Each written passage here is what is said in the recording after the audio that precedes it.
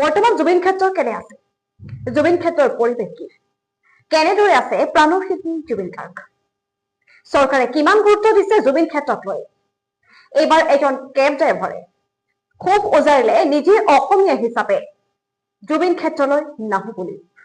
চাওক আজিৰ পৰা আৰু জুবিন ক্ষেত্ৰ নাহো কিয় আহিম? মোৰ আজি অসমীয়া বুলি কবা কাৰণে লাজ লাগছি। ভাড়া এটা লৈ আহিছো, কলকাতাৰ মানুহ জুবিন ক্ষেত্ৰ চাব লৈ আহিছো, বুকিং কৰিছে লৈ আহিছো। লৈ আহি মানুহটো কি কৈছি জানা?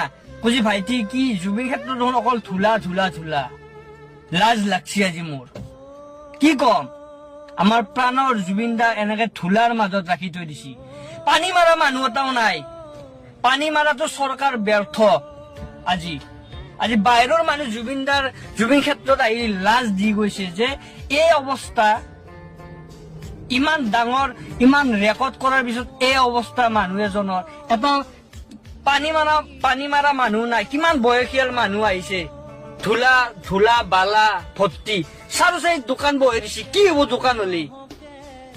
কেলা দোকান হলে কি হব?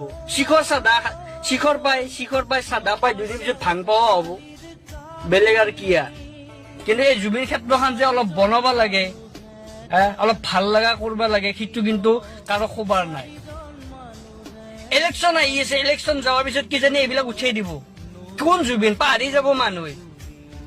বুজি পাইছা না? ইলেকশ্যনৰ কাৰণে অলপমান ৰাখি থৈ দিছে, তাৰপিছত এইগিলা মাটিত কিজানি হোটেল হৈ যাব। হোটেল দুদিন পিছত হোটেল হৈ যাব। অলপমান কাম কৰ, আমাৰ জুবিন দাক অলপমান যাতে মানুহৰ মাজত ৰাখিব পৰা ব্যৱস্থা কৰি দি। আমিতো